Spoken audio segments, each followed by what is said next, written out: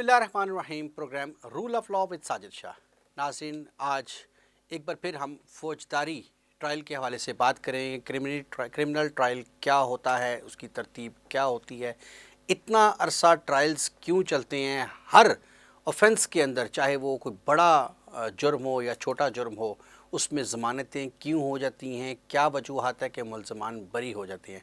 आज का प्रोग्राम इस वजह से भी दिलचस्प है कि आज के प्रोग्राम में हमारे साथ जो गेस्ट मौजूद हैं वो मल्टी टैलेंटेड हैं, डुअल पर्सनैलिटी हैं। मैं तारुफ़ करवाता हूँ जो हमारे आज के पहले गेस्ट हैं, मोहम्मद शौकत शहजाद आवान साहब। एडवोकेट हाई कोर्ट हैं और लेक्चरर भी रहे हैं लॉ कॉलेज में, मुख्तलिफ़ किस्म के लॉ कॉलेजेस में पढ़ाते रहे हैं। आपको वेलकम कहेंगे। जबकि आज के जो दूसरे गेस्ट हैं हमारे मोहतरम Mohammad Tanveer Mughal, advocate high court, ये एक्स पुलिसमैन रहे हैं, पुलिस डिपार्टमेंट में रहे हैं। आज इन दोनों मेहमानों से जान सकेंगे कि वकला क्रिमिनल ट्रायल को ताख़ीर की वजह बनते हैं, कोई लॉ में इबहम है, कुछ जुडिशरी में रिफॉर्म्स आना ज़रूरी हैं, पुलिस डिपार्टमेंट की तरफ से गलती होती है। जो शौकत आवान साहब हैं, इनसे जानेंगे कि क्या स्टूडेंट्स इस तरह उनमें को कमी रह जाती है, खामी रह जाती है, उस तरह पॉलिशिंग नहीं होती जिसकी वजह से मुकद्दमात मंतकी अंजाम तक नहीं पहुंच पाते। तो अपने प्रोग्राम का आगाज़ करते हैं। सबसे पहले शौकत साहब, आपसे पूछना चाहूँगा, फ़ौजदारी ट्रायल के हवाले से थोड़ा सा हमें डिटेल से बताइएगा, ट्रायल क्या है और इसकी तरतीब क्या है। अस्सलाम वालेकुम जी, थैंक यू वेरी मच कि आपने मुझे ये मौका दिया। देखिए, ट्रायल अगर देखा जाए जी तो ट्रायल जो है वो आप करते हैं, या जो लॉ से रिलेटेड लोग हैं वो जानते हैं कि वो आप क्रिमिनल प्रोसीजर कोड के तहत एक पूरा प्रोसीजर है जिसमें आप किसी भी मुजरम को उसके किए गए जुर्म और उसके ख़िलाफ़ मौजूद शहादतों की रोशनी में मंतकी अंजाम तक पहुंचाने की कोशिश करते हैं। ये एक प्रोसीजरल मैटर्स हैं, इसमें बहुत से प्रोसीजरल पॉइंट्स इन्वॉल्व हैं। क्योंकि बीइंग ए ले पर्सन, हर शख्स को इसके बारे में मालूमात नहीं होती, तो ज़्यादातर लोग इस गलत फहमी का शिकार हैं कि ये जो ट्रायल में ताख़ीर होती है इसकी खुदा न खास्ता जो वजह है वो वकला है, जबकि जो हकीकत है वो इससे बिल्कुल बरक्स है। देखें, वकला की तरफ से किसी भी मुकदमे में, चाहे वो सिविल हो या फौजदारी हो, उसमें जो ताख़ीर है उसका अल्टीमेट जो नुकसान है वो वकीलों को ही होना है। वकीलों के तो फ़ायदे की बात, मिल बैठ के इलेक्टेड बॉडीज़ हैं, बार काउंसिल्स हैं, इदारे हैं, जुडिशरी है, गवर्नमेंट ऑफ पाकिस्तान है, मिल बैठ के ऐसा सोल्यूशन शॉर्टकट क्यों नहीं निकाला जाता कि प्रोसेस थोड़ा स्पीडी हो सके, जल्दी रिलीफ मिल सके। इसमें देखें ये बात है कि प्रोसेस स्पीडी करने के लिए कोई एक शख्स या एक जो इसका सेक्टर है वो ये रिस्पॉन्सिबिलिटी अपने कंधों पे नहीं उठा सकता। किसी ने तो कर रहा है। देखें जी, वकील क्लेम करते हैं कि हम ऐसे मामले में सबसे आगे आते जी, हैं। ऐसी बात है। वकील का काम क्या है? वकील ने तो अदालत में पेश होना है, प्रोसिक्यूशन को जो कंक्लूड कराना है, उसमें आपकी सबसे जो मेन जो जिसके ऊपर रिस्पॉन्सिबिलिटी है वो आपका पुलिस डिपार्टमेंट। अब आप अक्सर देखेंगे कि ये जो ताख़ीरी अरबे होते हैं या डिले होता है, ये on the account of police या प्रोसिक्यूशन होता है कि पुलिस ने 14 दिनों के अंदर जी कानून में लिखा हुआ है कि आपने चालान मुकम्मल करना है और कोर्ट में पेश करना है। आप देखेंगे कि यहाँ पर 14 दिन तो कोई बात ही नहीं है, 6-6 माह हो जाते हैं, और अक्सर हीनियस जराइम में। तो इसको फिर वही बात है कि अगर ये 14 दिन में नहीं होता तो ये भी तो वकला ही नहीं इम्प्लीमेंटेशन करवाना है। क्यों नहीं हो पाता? वकला क्या कर सकते हैं? लीगल रेमेडी क्या है? लीगल रेमेडी इसमें यही है कि इसमें ज़्यादा जो रिस्पॉन्सिबिलिटी आती है वो जुडिशरी की शोल्डर्स पे आती है कि जिस जज के पास एक केस पेश हो रहा है उसमें मुलज़म को तो वो पाबंद कर रहा है कि हर तारीख पे आए, तो उसे ये चाहिए कि प्रोसिक्यूशन के ऊपर भी थोड़ा सा प्रेशर डाले, प्रोसिक्यूशन को भी पाबंद करे कि जनाब ये 14 दिनों के अंदर आपने चालान भिजवाना था, आज 6 माह हो गए हैं, चालान नहीं आया। अच्छा, एक ट्रायल की तरतीब जरा बताइए जल्दी से अगर सर। ट्रायल की तरतीब बड़ी सिंपल है। ट्रायल में सबसे पहले आप एक आम ले मैन के लिए मैं बता दूं कि जब एक FIR कट जाती है, FIR कटती है तो ये दो किस्म के जराइम है, एक है कॉग्निजेबल ऑफेंस और एक है नॉन कॉग्निजेबल ऑफेंस। हम बात करते हैं कॉग्निजेबल ऑफेंस की, जिसको आम तौर पे आम लैंग्वेज में लोग काबिल दस्तअंदाजी पुलिस जुर्म कहते हैं। उसमें जनाब पुलिस जो है किसी बंदे के खिलाफ अगर FIR कटती है तो उसको गिरफ्तार कर लेती है। गिरफ्तार करने के बाद पुलिस ने उसका रिमांड लेना है। रिमांड के बाद जब पुलिस का रिमांड ख़त्म होता है, जुडिशल रिमांड स्टार्ट होता है, تو پہلی جو سٹیج آ جاتی ہے مجرم کی طرف سے وہ آ جاتی ہے کہ فائلنگ دا بیل اپلیکیشن. اب بیل اپلیکیشن کے اوپر اگر اس کی بیل ایڈمٹ ہو جائے گی تو وہ بندہ ریلیز ہو کے آ جائے گا, اور اگر بیل اپلیکیشن ڈسمس ہوتی ہے تو وہ بندہ جیل میں رہے گا. لیکن دونوں صورتوں میں بہرحال ٹرائل اس کا چلنا ہے. تو ٹرائل کے چلنے کی صورت میں جب سب سے پہلے وہی بات آ جائے گی کہ پہلا سٹیپ آ جائے گا کہ چلان. جب کورٹ میں چلان سبمٹ ہو جائے گا پروسیکیوشن کی طرف سے, فرسٹ آف آل وہ چلان کی کاپی ایکیوزڈ کو دی جائے گی, تاکہ ایکیوزڈ کو پتہ تو چلے کہ میرے خلاف آخر الزام کیا ہے, اور اگر میرے خلاف الزام ہے تو میرے خلاف پروسیکیوشن کے پاس شہادتیں کون کون سی ہیں. پھر جناب جب یہ اس کو چلان دیا جاتا ہے, اس سے آگے آ جاتا ہے فریمنگ آف چارج, جس کو فرد جرم کہا جاتا ہے, کہ at the very earlier stage عدالت پوچھتی ہے مجرم سے کہ کیا آپ اس کیس میں پلیڈ کرتے ہیں کہ یو آر گلٹی اور ناٹ. اگر تو اکیوزڈ ایٹ دیٹ سٹیج کہتا ہے کہ یس آئی ایم گلٹی, دین تو فردر ٹرائل کی ضرورت نہیں ہے, عدالت اس کے مطابق اس کو سزا دے دے گی. اور جب مجرم یہ کہے گا کہ نو سر آئی ایم ناٹ گلٹی, میں یہ کیس چلانا چاہتا ہوں, میں ٹرائل فیس کرنا چاہتا ہوں, پھر دین اس کا سیکنڈ جو فیز ہے وہ سٹارٹ ہوگا. اس میں پھر آ جائے گی بات ایویڈنسز کی. سب سے پہلے جب یہ مجرم کہے گا کہ I am not guilty, trial start ہوگا سر. اس میں پروسیکیوشن کو موقع دیا جائے گا کہ مجرم کے خلاف جو شہادتیں ان کے پاس ہیں وہ پیش کریں, اور پھر اس کے بعد جب پروسیکیوشن اپنی شہادتیں کنکلوڈ کر لے گی, دین مجرم کو ایک موقع دیا جائے گا کہ اب آپ بتائیں کہ آپ اس صفائی میں کیا کہتے ہیں. پھر اس کے بعد پروسیکیوشن کی جو ایویڈنس ہوگی اس کو ایویلیویٹ کرے گی کورٹ, جو مجرم نے کہا ہوگا اپنی صفائی میں اس کو ایویلیویٹ کر کے ایک لاجیکل کنکلوژن پہ پہنچے گی, اور یوں یہ ٹرائل کمپلیٹ ہو جائے گا. بالکل صحیح ہو گیا. اچھا مغل صاحب, آپ سے جاننا چاہوں گا کہ انہوں نے پہلے تو مجھے یہ بتا دیں کہ آپ پولیس میں رہے, پولیس کے بعد وکالت میں آ گئے, دونوں ایک دوسرے کے ساتھ یہ شعبے جڑے ہوئے ہیں, تو وہ پسند نہیں آیا, یہ پسند آیا, یہ کیسا لگا آپ کو شعبہ اور وجہ کیا تھی؟ سب سے پہلے شاہ صاحب میں آپ کا انتہائی مشکور ہوں کہ جناب نے اتنے اہم ٹاپک پہ مدعو کیا. جہاں تک پولیس ڈپارٹمنٹ کی بات ہے تو میں اس پہ بھی آؤں گا جناب کو وہ بھی بتاتا ہوں کہ اس کی کیا ریزن تھی کہ why I left the department, اور وکالت کیوں جوائن کی, یہ بھی جناب ایک بڑا اہم سوال ہے صاحب سے. تو اس کو میں سمپل اگر ڈیفائن کروں تو اپنے حوالے سے سر, پہلی بات تو یہ ہے کہ ڈپارٹمنٹ جو ہے کوئی بھی انسٹیٹیوشن وہ برا نہیں ہوتا, ایسے ہی ہے, چاہے وہ پولیس ڈپارٹمنٹ ہو جو پاکستان کا سب سے بڑا ادارہ ہے جو انویسٹیگیشن کرتا ہے. اس کے بعد آپ کو پتہ ہے نیب ہے, ایف آئی اے, وٹس ایور. اور بینگ اے وکلا, بینگ اے وکیل ہماری کیا ذمہ داری ہوتی ہے, یہ ٹرائل تک ہم کیسے پہنچتے ہیں. جناب پہلے تو میں آنا چاہوں گا ڈپارٹمنٹ پر, جنہوں نے ایف آئی آر رجسٹر ہو جاتی ہے. اس میں سب سے اہم پہلو یہ ہوتا ہے کہ اب آپ نے جناب بات کی ٹرائل لیٹ ہونے کی, ایف آئی آر کٹ جاتی ہے, تو اس ایف آئی آر میں وہ لوگ بھی اس ایف آئی آر میں شامل ہو جاتے ہیں جنہوں نے جرم نہیں کیا ہوتا. ایک کوئی جرم سرزد ہو گیا کہیں بھی, ایک تھانے میں ایک بندے نے ایف آئی آر دے دی, میں مثال دوں گا 302 کی, بڑے کیس کی طرف آتا ہوں, مارنے والا ایک ہے اور اس میں پھنسنے والے 5-6 بندے ہیں جناب, سب کا کسی کا رول ایٹریبیوٹ کر لیا, کسی کا نہیں کیا, ایف آئی آر کر دی. کمپلینر سائڈ سے باقی جی لوگوں کو بھی چکر لگوانے کے لیے سارا پروسیجر. اب جناب ایف آئی آر کٹ گئی, اب بات آتی ہے انویسٹیگیشنز کے حوالے سے. اگر تو ملزم یا جو بھی ہے جس پہ کوئی جرم, جس پہ کوئی افینس چارج ہو گیا ہے, سمجھدار ہوا تو عبوری جماعت کی طرف چلا جائے گا, نہیں تو وہ پولیس نے اگر موقع پہ کارروائی کر لی تو اریسٹ ہو جائے گا. انویسٹیگیشن میں جو سب سے اہم جو میں سمجھتا ہوں کہ میں پولیس ڈپارٹمنٹ میں رہا ہوں, جو میں نے بڑا کلوز دیکھا ہے, معذرت کے ساتھ کہنا چاہوں گا کہ یہ پولیس ڈپارٹمنٹ, میں نہیں سمجھتا کہ اس کو پولیس ڈپارٹمنٹ کہنا چاہیے, یہ کسی حد تک پولیٹیکل ڈپارٹمنٹ بھی ہے یہاں پہ. ایسا ہی ہے اس پہ اگر یہ اس کی پولیٹیکل انفلوئنس اس میں نہ ہو تو یہ ٹرائل کا جو معاملہ ہے اس کا تو ایشو ہی نہیں جناب. میں تو کہتا ہوں انویسٹیگیشن کا بھی ایشو نہیں ہے کسی بھی جگہ بھی. پھر جب ایف آئی آر درج ہو جاتی ہے تو سب سے پہلے ایویڈنس کی میٹر آتی ہے.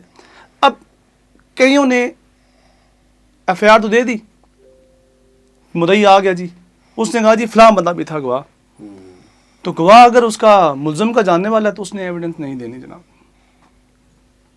اگر وہ کوئی 4 پیسے لگا دی اس نے تو وہ جھوٹی ہے جو ہے نا. اچھا یہ چیزیں تو ہائی لائٹ کئی دفعہ سر میں جناب جی سلوشن کیا ہے؟ سر پھر یہ تھوڑا سا آگے کیسے بڑھتا ہوں، چلتا رہے گا، اس کو اب کیسے بہتری کیسے میں لائے تھوڑا سا گا؟ آگے بڑھتا ہوں جناب. چلان آ گیا جی، جیسا کہ میرے بہت ہی قابل احترام استاد محترم جناب نے بات کی کہ شوکت صاحب نے، کہ اب وکلاء کو کیا مسائل ہوتے ہیں. پہلی بات تو یہ ہے کہ جب کورٹ میں چلان پہنچتا ہے تو اس قدر وہ بگڑ چکا ہوتا ہے، نہ اس میں شہادتیں مکمل ہوتی ہیں، اس میں جو چلان میں جو گواہ لکھے ہوتے ہیں وہ بھی 6 گواہ لکھے ہیں، ہو سکتا ہے ان میں سے 2 آ جائیں. اس وقت تو 168 کے بیان دے دیے پولیس ڈپارٹمنٹ نے انویسٹیگیشن کے دوران، وہ آگے کمپلیٹ ہی نہیں ہو پاتا. کورٹ بلاتی رہتی ہے، وکلاء چیختے رہتے ہیں. دوسری طرف سے مدعی جو ہے وہ بھی ساتھ ہی بات، جو مدعی کا وکیل ہوگا تو اس نے تو کہنا ہے کورٹ کو جناب سمجھ آئی رہتے ہیں. بعض اوقات یہ بھی مسئلہ ہوتا ہے کہ مدعی بھی نہیں آتا. بات اگر گاؤں کی بات کریں تو وہ تو الگ چیز ہے، پہلے تو آپ مدعی لائیں نا، اس کی صدر ہی ختم ہو جاتی ہے. وہ کہتا ہے کہ میں تو کام ہی نہیں ہے. آپ کہتے ہیں پولیس ڈپارٹمنٹ پولیٹیکل انفلوئنس کی وجہ سے کام نہیں کر پاتا. صحیح. جوڈیشری بھی پولیٹیکل انفلوئنس میں ہے. دیکھیں میں جوڈیشری اس کو امپلیمنٹ کیوں نہیں کروا پاتی؟ سر بات یہ ہے، جب آپ کو ایسا مواد ملے گا جو کہ امپلیمنٹ ہونے کے قابل ہی نہیں ہے، آپ کس طرح ایویڈنس کرا پائیں گے؟ آپ ٹرائل کرا کس طرح پائیں گے؟ پہلے تو یہ سوچنا ہے نا. نہیں، ایسی کو خامیاں رہ جاتی ہیں جان بوجھ کے. دیکھیں اگر ٹرائل نظر آ جاتی ہیں، سزائیں ہوں گی، پوچھ گچھ ہوگی، دیکھنا یہ ہے کہ کیسے بہتری آئے گی، پروگرس ہم کیسے کر پائیں گے. دیکھیں اس کے لیے جو آلریڈی جو پروسیجر دیا گیا ہے، اگر اس پہ سختی کی جائے، خاص طور پہ جوڈیشری پہ بڑا ایک ذمہ داری عائد ہوتی ہے. ان کے پاس پاورز ہیں، علاقہ مجسٹریٹ کے پاس پاورز ہیں، سیشن جج کے پاس پاورز ہیں، ہائی کورٹ کے پاس پاورز ہیں. تو ان کو میں تو سمجھتا ہوں اس میں تینوں جو ہے وہ جو ٹرائل کورٹس ہیں ان کی ذمہ داری بنتی ہے کہ وہ ایسی ڈائریکشن جاری کریں تاکہ وہ کم از کم جو ڈپارٹمنٹ ہے جوڈیشری کا کام، بالکل جوڈیشری کا کام ہے جی. شوکت صاحب تھوڑا سا یہ بتائیں، بڑا اچھے طریقے سے بریف کیا انہوں نے. ملزمان بڑے بڑے آفینسز کرتے ہیں، چھوٹے چھوٹے آفینسز ہوتے ہیں، ان کی ضمانتیں بھی فوری ہو جاتی ہیں. الٹیمیٹ ٹرائل کے اندر زیادہ تر لوگ بری بھی ہو جاتے ہیں. جو ایک سروے آیا ہے یا اس کی جو ایک سروے کیا گیا تو اس میں میکسیمم لوگ جو ہیں وہ 70% پلس لوگ جو ہیں وہ بیل آؤٹ تو تقریباً 99% ہو جاتے ہیں، لیکن 70% لوگ جو ہیں وہ بری بھی ہو جاتی ہیں. تو کیا یہ ایسے ہی چلتا رہے گا؟ اس کو کیسے بہتر کیا جا سکتا ہے، ٹھیک کیا جا سکتا ہے؟ دیکھیں سر، بیل کی جہاں تک بات آ جاتی ہے، اس میں عام جو کامن پرسنز ہیں ان میں ایک غلط فہمی تو یہ دور ہونی چاہیے کہ کسی بھی جرم کے اندر کسی ملزم کی بیل ہو جانے کا مطلب یہ نہیں ہے کہ کیس ختم ہو گیا. ہمارے یہاں متھ ہی یہی ہے کہ جناب جیسے ہی مدعی کو پتہ چلتا ہے کہ جناب ملزم کی بیل ہوگی، وہ کہتا ہے یار ساڈا تو کیس ہی مک گیا. تو کیوں بیل ہو جاتی سر ہے؟ بیل دیکھیں، بیل کا جہاں تک تعلق ہے، اس میں آپ اوفینسز کو 2 مختلف سکیجولز میں رکھا گیا ہے. ایک ہے بیلیبل اوفینسز ہیں، ایک ہے naan bailable offences. Naan bailable میں کیا؟ نان بیلیبل اوفینسز میں بھی آپ کسی بھی شخص کو for an indefinite period behind the bars نہیں رکھ سکتے. دیکھیں جو شخص جرم کرتا ہے اس کے بھی کچھ رائٹس ہیں. گرفتار ہی نہ کریں. سر گرفتار تو ظاہر ہے اس نے کاگنیزیبل اوفینس کیا ہے. پہلے ہمیں یہ سمجھنے کی ضرورت ہے کہ ایک فوجداری کیس کے اندر بیل ہونے کا مطلب نہیں ہے کہ مجرم بری ہو گیا ہے. جیسے ہی بیل ہوتی ہے، پراسیکیوشن اور کمپلیننٹ دونوں جناب اس کیس سے اپنا حوصلہ جو ہے وہ کھو دیتے ہیں. حالانکہ ہونا یہ چاہیے کہ بیل کو آپ ایک پروسیجر سمجھ سکتے ہیں کیس کا، باقی پراسیکیوشن کو اور کمپلیننٹ کو بعد میں بھی اسی شد و مت کے ساتھ کورٹ میں اگر یہ پیش ہوں، اس مجرم کے خلاف اپنی شہادتیں وقت پر ریکارڈ کروائیں، تو الٹیمیٹلی بیل ہونے کے باوجود بھی لوگوں کو کنوکٹ کیا جا سکتا ہے. آپ لیکچرر ہیں، آپ نے بہت سارے اسٹوڈنٹس کو پڑھایا ہے، یہاں پہنچے آپ کے بار کے اندر جوڈیشری میں بھی، اور وکلاء بھی اسٹوڈنٹس موجود ہیں. آپ نہیں سمجھتے کہ جو حضرات جو ملزمان بری ہو جاتے ہیں یا ان کی بیل آؤٹ ہو جاتے ہیں، تو اس میں کچھ ایسا بھی ہے سلسلہ کہ وکلاء اس قدر رش پر کی وجہ سے محنت نہیں کر پاتے ہیں، یا ان کی خود ایجوکیشن یا ان کی پالشنگ میں اتنا فرق ہوتا ہے جس کی وجہ سے وہ توجہ نہیں دے پاتے؟ کوئی ایسا بھی ہے مسئلہ؟ دیکھیں سر، ہر سیکٹر اس کے اندر بہتری کی گنجائش تو بہرحال موجود ہوتی ہے. آپ یہ نہیں کہہ سکتے کہ اس وقت جو لاٹ ہمیں وکلاء کی صورت میں یا جوڈیشری کی صورت میں موجود ہے اس میں بہتری کی گنجائش نہیں ہے. نو ڈاؤٹ اس میں وکلاء کا بھی کردار ہے، ججز کا بھی کردار ہونا چاہیے کہ وہ اس کو مزید بہتر سے بہتر کریں. اور اس کے لیے جو سب سے امپورٹنٹ سٹیپ آپ نے لینا ہے وہ جی رش آف ورک کو کم کریں. دیکھیں وکلاء تو دیکھیں آ رہے ہیں، اب کافی زیادہ وکلاء کی تعداد بڑھتی جا رہی ہے نو ڈاؤٹ، لیکن جوڈیشری کی تعداد آپ دیکھیں. آپ ایک سول جج کا ڈیلی کا روسٹر دیکھیں کہ جس کے اوپر 150 سے 175 180 کیسز لگے ہوئے ہیں. یعنی کہ آپ فی الحال یہ جو لوگ پریکٹسنگ ہے میری طرح وہ سمجھتے ہوں گے اس بات کو کہ اگر آپ بیل فائل کرتے ہیں مجسٹریٹ کی کورٹ میں، آپ کی بیل جو لگی ہوتی ہے وہ تقریباً لگی ہوتی ہے 215ویں نمبر پہ. اس کا مطلب ہے کہ 215 230 جج نے ڈیلی کیسز دیکھنے ہیں.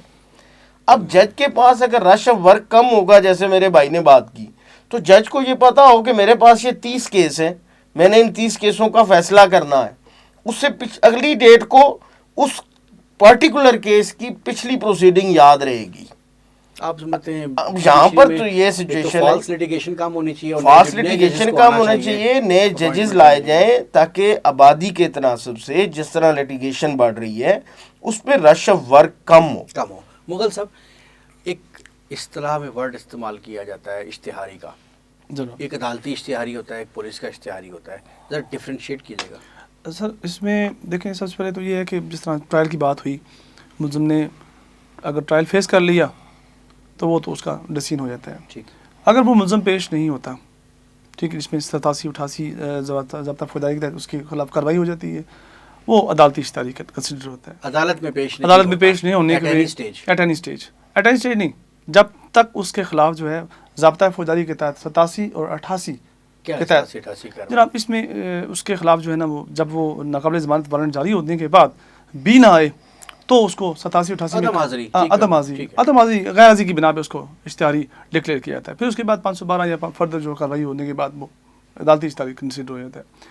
اب پولیس اب جب کورٹ نے فائل جو ہے پولیس کو دے دی تو پولیس کے پاس رجسٹر نمبر 4 جس میں اشتہاری ملزمان کی لسٹ ہوتی ہے، تو اس کے مطابق انہوں نے جس طرح وہ ملزم کی گرفتاری کے لیے جب کسی بھی شخص کے خلاف ایف آئی آر کٹ جاتی ہے، سیم وہی پروسیجر ان کو دوبارہ اڈاپٹ کرنا پڑتا ہے. اپنے سورس کے ذریعے، اپنے اس کے ایڈریس پہ، آج کا سوشل میڈیا کا دور ہے، اس کے موبائل نمبر پہ، اس کے آئی ڈی کارڈ پر، یا فردر جو ان کے مخبر ہوتے ہیں. اگر اس کو ان شارٹ دیکھا جائے تو مجھے ذرا کریکٹ کیجیے گا کہ ایسا ہی ہے کہ ایک ملزم اگر ایک دفعہ گرفتار ہو جائے، کورٹ میں پیش ہو جائے، وہ غائب ہوتا ہے تو وہ عدالتی اشتہاری ہے، جو کبھی گرفتار ہی نہیں ہوا وہ پولیس کا اشتہاری ہے. صحیح، ایسا ہی ہے. دیکھیں اس پہ تو دیکھیں اب عدالت جب اشتہاری دے گی نا تو وہ رجسٹر نمبر 4 میں اس کا اندراج ہوتا ہے. اوورآل ویسے بھی اگر ایف آئی آر ہونے کے بعد بھی 14 دن اگر مدعی اس میں تھوڑا سا زور مارے، مطلب اس پہ زیادہ محنت کرے، تو لازمی بات ہے جو تفتیشی افسر ہے اس کو پھر کورٹ میں اس کے وارنٹ گرفتاری بھی سیم وہی پروسیجر اس نے اڈاپٹ کرنا ہے.